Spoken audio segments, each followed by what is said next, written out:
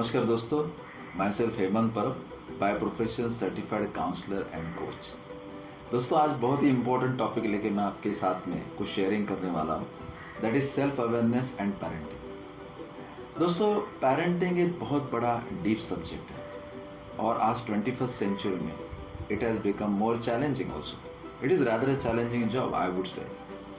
तो बच्चों के बारे में पेरेंट्स बहुत ही कॉन्शियस रहते हैं, लेकिन मैं इसे समझता हूँ कि पेरेंट्स अगर खुद सेल्फ अवेयर हो जाएंगे और उनका सेल्फ अवेयरनेस बढ़ेगा तो वो बच्चों के बारे में ज़्यादा समझ सकते हैं, बच्चों के बारे में ज़्यादा सोच सकते हैं और बहुत बढ़िया तरीके से एक पेरेंटिंग का जो कर्तव्य है वो निभा सकते हैं। तो हम देखते हैं कि कौन सी ऐसी बातें हैं जो एक सेल्फ अवेयर पेरेंट्स अपने अंदर ला सकता है और उसके अकॉर्डिंगली बच्चों के साथ में कम्युनिकेट कर सकता है। सबसे पहली बात तो ये है कि पेरेंट्स को बच्चों को ऑनेस्ट फीडबैक देना चाहिए। फिर एकेडमिक इशू हो या पर्सनल लेवल पे इशू हो, बिहेवियरल इश्यूज हो, बच्चों को पेरेंट्स ने हमेशा ऑनेस्ट और कंस्ट्रक्टिव फीडबैक देना चाहिए। क्योंकि हम डरते हैं, हम सोचते हैं अरे यार हम बच्चों को अगर कुछ बोलेंगे तो उनको बुरा लगेगा और फिर हमारा जो रिलेशन है बच्चों के साथ में वो डिस्टर्ब हो जाएगा। ऐसा कुछ नहीं है।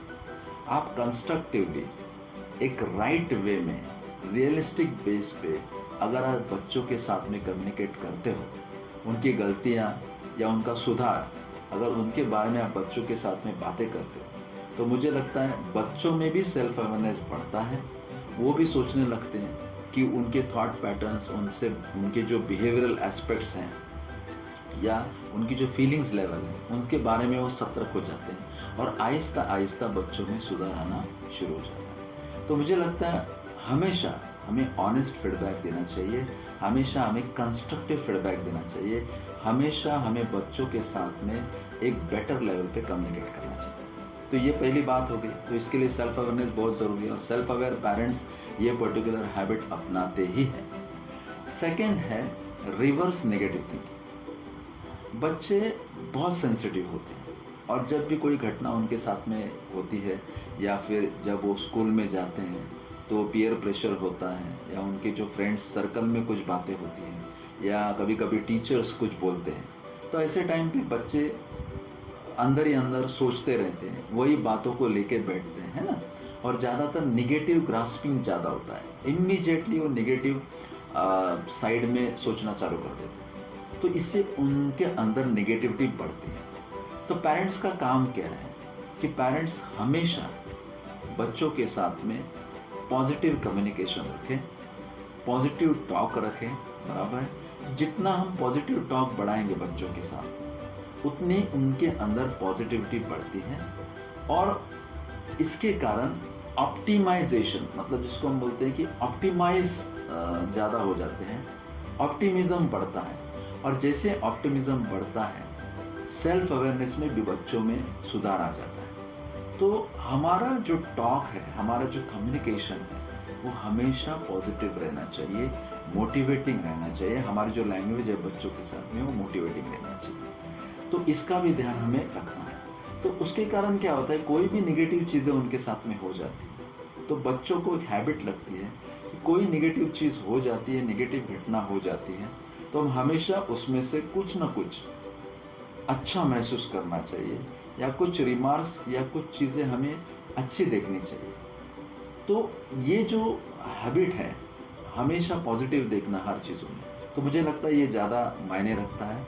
लेकिन इसके लिए हमें हमेशा बच्चों के साथ में पॉजिटिव कम्युनिकेट करना चाहिए। थर्ड इम्पोर्टेंट चीज़ है कैरेक्टर डेवलपमेंट, जो बहुत ही इम्पोर्टेंट है। तो इसके लिए बच्चों को जब हम बच्चों के साथ में बात करते हैं तब हम ज़्यादातर उनके स्ट्रेंथ और वीकनेसेस के ऊपर हम लोग उनके साथ में बात कर सकते हैं, लेकिन फ्लेक्सिबल रह के, ज़्यादा कंट्रोलिंग नहीं। और यहाँ पर जब हम उनके स्ट्रेंथ और वीकनेसेस के बारे में बात करते हैं तब हम उनको बता सकते हैं कि भैया ये आपकी स्ट्रेंथ है तो इसको आप ज़्यादा बढ़ाओ, इसके ऊपर आप ज़्यादा काम करो। वीकनेसेस हैं उसके ऊपर भी काम करो, नो डाउट, बराबर है।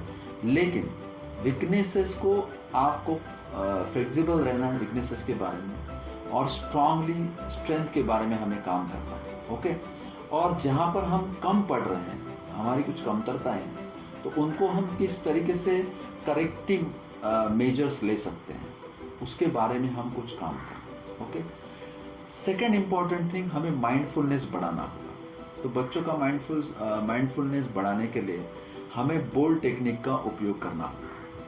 तो बोल्ड टेक्निक में क्या है कि कोई भी जब स्ट्रेसफुल सिचुएशन आ जाती है या हम स्ट्रेस में आ जाते हैं, तो बोल्ड का मतलब ये होता है कि सबसे पहले तो ब्रीथ कर लो, डीपली ब्रीदिंग कर लो, बराबर है। उसके बाद में शांत रह के ऑब्जर्व करो कि क्या आपके मन में चल रहा है, बराबर है।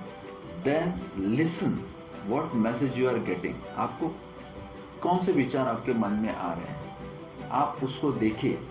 जैसे आपने ब्रीथ किया डीपली, उसके बाद में ऑब्जर्व कीजिए क्या हो रहा है, कौन से विचार आ रहे हैं। देन आप लिसन करो कि आपका माइंड आपको क्या बताना चाहता है, और बाद में आप डिसाइड करो कि अभी आपको किस तरीके से रिस्पॉन्ड करना है उस पर्टिकुलर सिचुएशन। तो ये कुछ चीज़ें हैं आप बच्चों को बता सकते हैं। और जब भी आप बच्चों के साथ में बातें करते हो तो गोल्स के बारे में बातें कीजिए कि आपको क्या अचीव करना है आपके लाइफ में, और उसके लिए क्या स्ट्रैटेजी प्लान आउट करनी है। तो उससे भी सेल्फ अवेयरनेस बच्चों में बढ़ता है।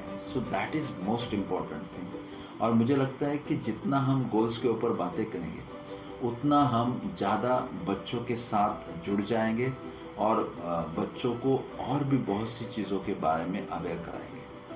तो ये बहुत इम्पोर्टेंट बात है। तो निगेटिव थिंकिंग को हम कम करें, ज़्यादा से ज़्यादा गोल्स के ऊपर चर्चा करें, बराबर। उनकी स्ट्रेंथ के बारे में हम उनके साथ बातें करें।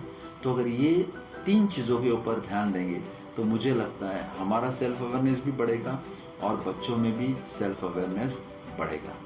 तो ये 3 चीज़ों के ऊपर आप थोड़ा सा, जब भी आप बच्चों के साथ में कम्युनिकेट करते हैं तो वहाँ पर आप फोकस हो जाइए।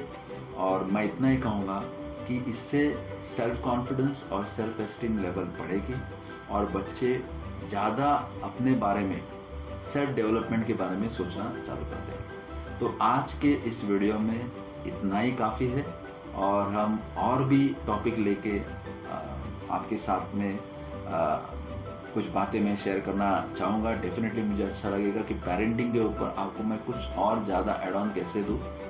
तो आज आप ये टॉपिक के ऊपर थोड़ा सा एनालिसिस कीजिए, और आपको अगर कुछ लगता है तो डेफिनेटली आप मेरे साथ में कम्युनिकेट कर सकते हैं।